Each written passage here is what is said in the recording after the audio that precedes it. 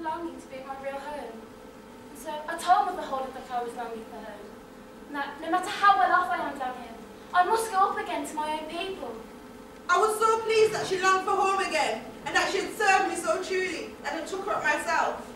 She took me by the hand, and she led me to a large door. And as I was standing beneath the doorway, a heavy shower of golden rain fell. And all the golden rain stuck to me. I was completely covered by it. You shall have this robe because you've been so illustrious. And please, take back your surplus. Thereupon, the door closed, and the maiden found herself up above. Upon the earth, not far from her stepmother's house. And as she went into the yard, the cock was standing by the well side, and cried, "Cock-a-doodle-doo! Your golden girls come back to you!" Miss Lamia, you were pleased to see your pretty stepdaughter, and both you and her sister received her well. After she had told you what had happened to her, and how she became by so much wealth, you were anxious to obtain the same good luck for your lazy daughter. You knew that by sending this lazy daughter down the well, you could convince her to pass on the wealth to you, as she was too stupid to want to keep it for herself. Why do you keep telling these lies? I couldn't really be bothered to go to the one and speak. What I needed to carry out my stepmother's wishes. I was her favourite stepdaughter. And I didn't have much else going for me. I'd never been pretty, or loved by anyone. So I went and sat by the well. So I handed to a thorn bush and pricked my finger. I stained the shuttle with my blood, threw it into the well and jumped in after it.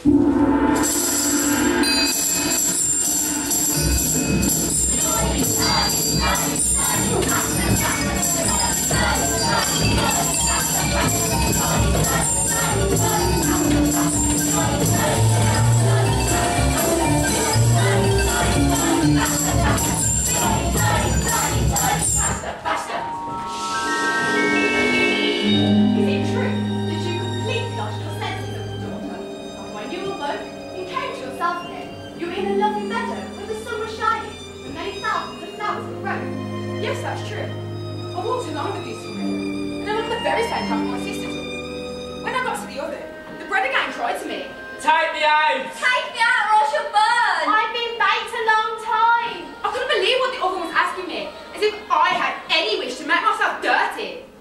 Stupid loaves! I decided to go on my way. Next, I came to the apple tree, which cried, Shake me! Shake me! We apples are all ripe!" Why would I want to shake you? One of you might fall on my head. Silly apples.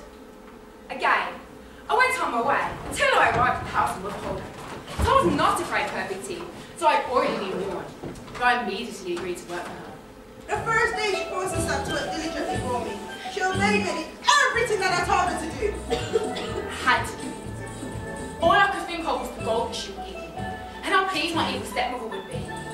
So on the second day, I really couldn't be bothered. And even more so on the fourth. Why should I make the feathers on her bed, I thought? I became tired of the ugly girl. She did not make the feathers fly from my bed, and soon I gave her notice to leave. Mother Holder gave me my notice. I was more than willing enough to go. I knew it would be time for the golden rain to come. She led me to a doorway, and whilst I was standing beneath it, she shouted at me, "This is the reward for your service!"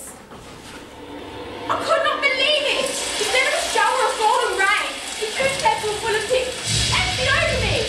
So I went home, going head to foot in ticks. Thereupon, the door closed, and the maiden found herself up above. Upon the earth, not far from her stepmother's house. and as she went into the yard, the cock was standing by the well side, and cried, "Cock-a-doodle-doo! Your peachy girls come back to you!"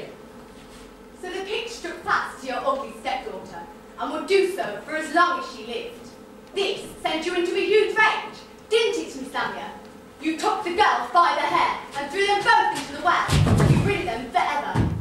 And it was on that same night that you realised it wasn't just your two stepdaughters that had let you down, but also your Rapunzel. "Please do not divert from the case in hand." Your Honour, their father actually saved his two girls' lives. This could have been a murder case we are dealing with. As the father will tell you now.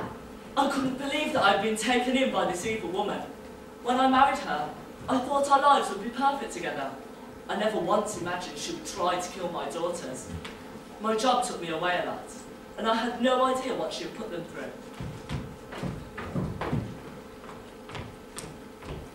When I rescued them from the well, I told them we would live a happy life together, just the three of us, and we would have nothing to do with this evil woman again. And what about the key? Did you ever see the key? The only key I ever saw was a small gold one she wore around her neck. She never removed it, and said it was a gift from her own mother. Thank you. No further questions. Members of the jury, we will now move on to our next prosecution.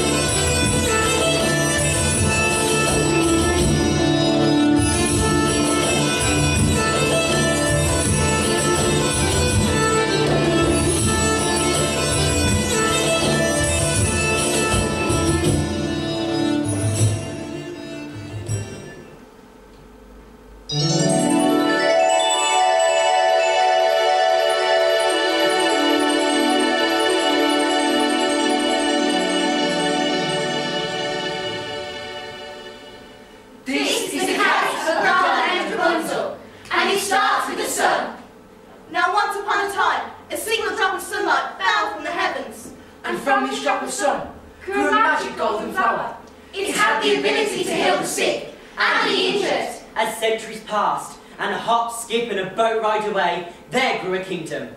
The kingdom was ruled by a beloved king and queen. The queen was about to have a baby, but she grew very, very sick.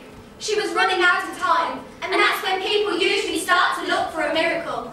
Or in this case, a magic golden flower. The queen had heard of a garden full of the most beautiful flowers. The garden was surrounded by a high wall, and no one dared to go into it. That's because it belonged to an evil woman. Didn't it, Miss Lamia? I have no idea what garden you're talking about. That's not the truth, is it?